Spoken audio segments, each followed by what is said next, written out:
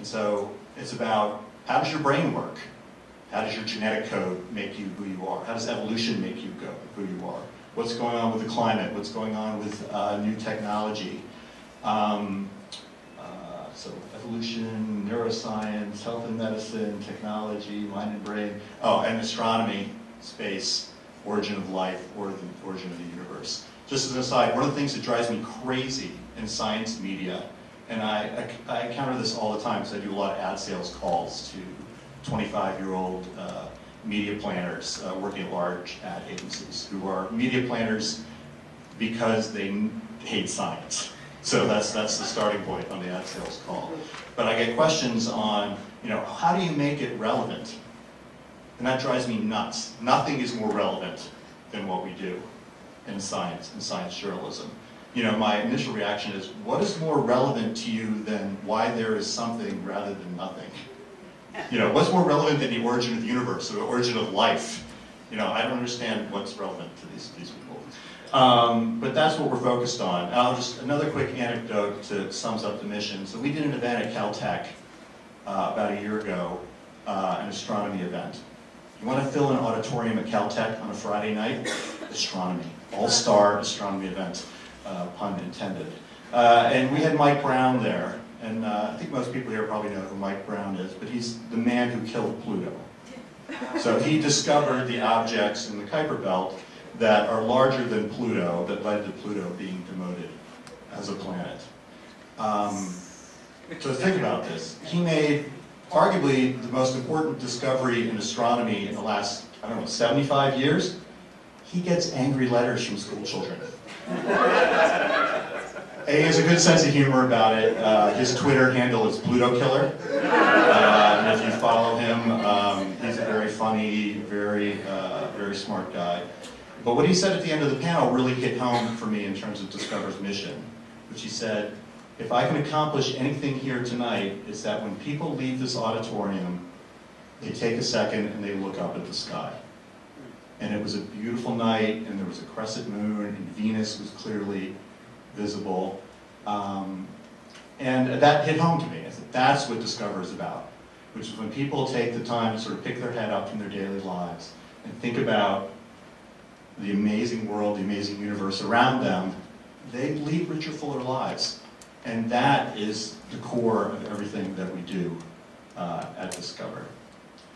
We do it principally in three ways. One is the magazine, so large, profitable magazine. Sheila had mentioned that she wanted to sort of talk about online as it relates to print. The short answer on that is, in a world where a lot of this information or similar seeming information is ubiquitous and free, a magazine is a premium product. So going back to my story about the origin of Discover, it used to be a news weekly, a Time magazine, was sort of a commodity product. It was cheap, you picked it up on the newsstand, you got it every week, and it summarized the news, gave a little commentary. That was really the commodity media product. Now, all that stuff is free on the internet. Why do people pay $6 on a newsstand? 100,000 plus pay $6 on the newsstand every month for Discover. Why do 600,000 people pay us $20 a year for a subscription? Because the magazine is nice. And that's our business strategy. We want to have more pages. We want to have nicer paper. We want to have nice binding. A magazine in the current media environment is a premium product that people pay for. And that is the core of our magazine strategy. Now, maybe in 5 years that people are paying for it on an e-reader, it would be fantastic. But that's the core of the print strategy. Online, which we'll talk most about, discovermagazine.com, when we acquired the magazine 5 years ago, had essentially no traffic. Our URL used to be discover.com. Most of the reader email we got was, I love your site, how do I pay my bill? Or see my balance. Because people thought it was the Discover credit card site. We're now at discovermagazine.com, which clears up that issue for people, and we have 2 million monthly unique visitors.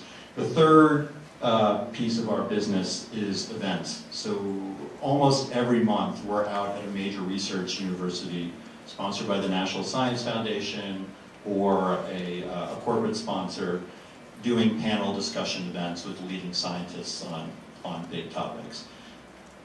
So 700,000 people in the magazine, 2 million people every month on the website, and then on the road with the events. So when we think about the online strategy, we have the same editorial mission as the print magazine, but we want to approach the content in a very, very different way. For two reasons. One is, the magazine content really doesn't travel well to the internet. In general, people do not want to read a 4,000-word article about physics on the internet. It's much more enjoyable in the magazine, with beautiful photos and great design and great sort of package presentation and layout. It's just easier on your eyes than reading it on the screen or printing it out. Second reason is, if there's anything I took away from being at LendingTree, it's that what you ought to do on the internet is do things that you can't do in the physical world. So at LendingTree, one application applied to 4 banks. In terms of content and media, what that means for us at Discover is three key things. One is breaking news. It's the immediacy of the internet. We have a blog called 80 Beats, edited by a woman named Eliza Strickland. She's brilliant. She gets into the office very early in the morning, every day in the upper left-hand corner of the site. You're going to read the 3 to 5 things you need to know in science today. So it's immediate, it's breaking news, it's something that we can't do obviously in a monthly magazine. And the magazine is not about news, just because of the way the production cycle and the editorial cycle works. The site is very much about news. Here's what you need to know now. Second aspect is multimedia.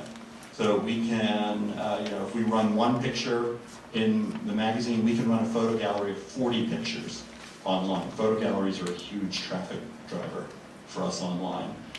It's about audio. We have one of the top medical podcasts on iTunes. It's the audio version of our Vital Signs column. And it's about video. We're pushing very aggressively into video. Every one of the events we do produces 20 or 30 videos, interviews with scientists, individual questions from the panel. We're also, so this is scoop, this is news, going to be launching in the next month our first weekly online video series in conjunction with Revision 3, which is an online TV network. So stay tuned for that. It's called Joe Einstein. And then, which everybody's been waiting for us to get to, the third component is blogs. So we think about the brand, we think about the different platforms that we're delivering content to people, and how we deliver information, how people get it, how we make money doing it.